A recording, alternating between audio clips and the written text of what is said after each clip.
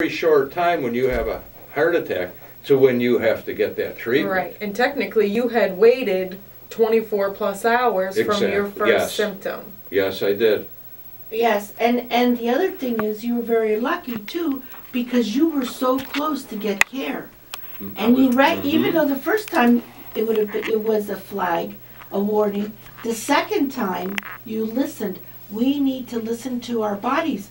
As I said before, 50, and women too, 53% of women who are having a heart attack will fail to call 911.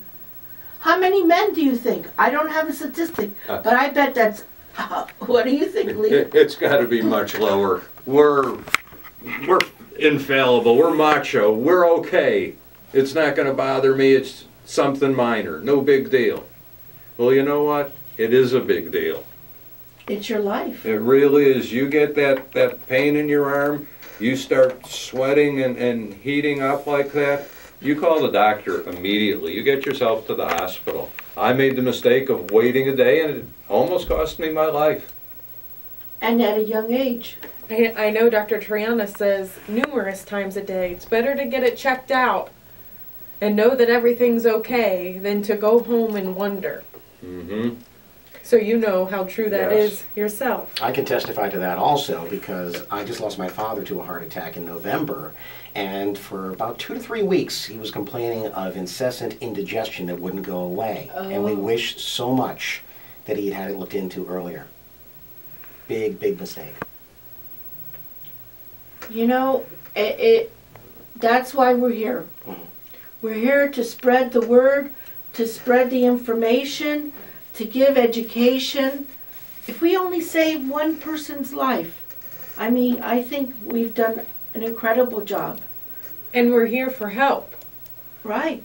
Right. Not just to give you information, but to welcome you into the practice of the Triana Prevention Center, or welcome you on the show. If we can just give you one tip every Friday, or the one time you happen to tune in, then we feel like we are working towards our mission, which is more good years. Right, more good years. Now, obviously, it wasn't your time, but how did this event change your life? Oh, significantly. One of the areas that I really needed to address, working in a high-stress job, putting in a lot of hours, often 50, 60 hours a week, I wasn't getting my exercise. I grew up as an athlete playing sports through high school and college. Now I'm 50 years old and I'm not doing much. Okay. I don't have time to exercise. I don't have time to walk. I don't have time to shoot a basketball anymore. That has changed. Every day I go out and walk. Every day at least a half hour to 40 minutes. I'd say 5 days a week. 5 out of 7 days walking. And in the summer, of course, swimming. Everybody down here swims. And down here with this wonderful weather, there's no excuse not to be out walking in your neighborhood, not to be out doing something active at any age. I agree, at any age. At any age. At any age.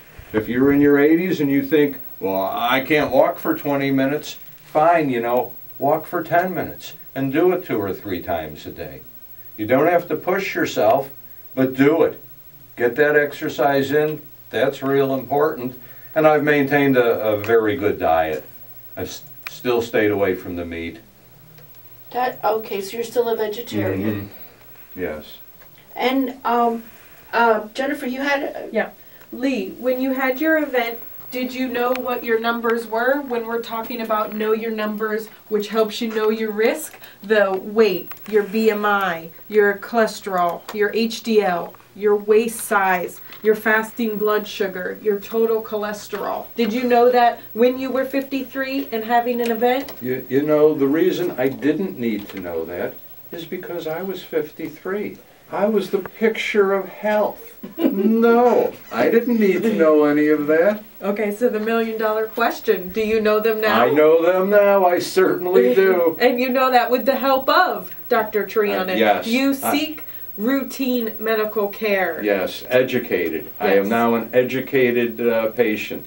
And that's something that I wasn't when I had my heart attack. Not at all. And you're doing a great job of educating by joining us here this morning. Well, it's appreciated. Oh no, it's an honor to have you. It's such an honor to have wonderful patients, and then you're willing to give of your time and tell your personal story. You know, I think that's, people connect with others, and it's at such different levels. I know for over the years that we've been taking care of you, we've helped you with, you know, what medicines, your cholesterol, doing advanced lipid testing. We did the Cleveland Heart Lab test. We've done so much information. How's your feelings about all that? Well, you know, one of the things that people don't realize, and certainly I didn't realize until we started getting into discussions and seeing you on a regular basis, is I look in the mirror, and while I hate to admit it, I'm not 35, 45, or 55 anymore. I've aged. I'm 65. I look different. My outside is different. I can't see my inside, but that's different too. Yes. My blood sugars, my chemistry, everything on the inside has changed too. So if you think you don't need to have your meds reviewed on a regular basis, you're wrong. You're changing, your body is changing. What was good for you when you were 55 may not be the exact same numbers to be taking when you're 65. That's something that you've taught me, and that's very important. Well, I appreciate that, and also very important is the fact, just like we say, you can't judge a book by its cover. You were young, now you were in Chicago, you were young, you were healthy, you're at the top of your game. You didn't expect this to happen. No, not at all. And then, you know, a lot of times people will tell me, well, you know, my parents, my father or my mother had a heart attack. They led a different life. They still have the gene, though. That's you right. still have that gene, that information in your body. How are you going to deal with your environment? One of the professors, I went to a conference, he said that the genes can be modified by your environment. And it's true. Oh, I agree. You can modify. Now, can you take it away? No, you can't take away your genes. But you have that information, and you can modify it with the way you live your life. And like when we do tests to look at your carotid arteries, to see if there's plaque, we do advanced lipid testing to see if there's inflammation in the arteries. And also helps isolate the gene.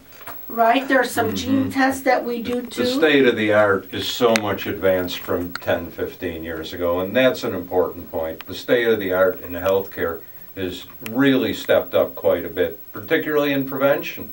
That's the whole thing. We want to prevent. There is no reason that a lot of the diseases we have, or the illnesses, we can eliminate.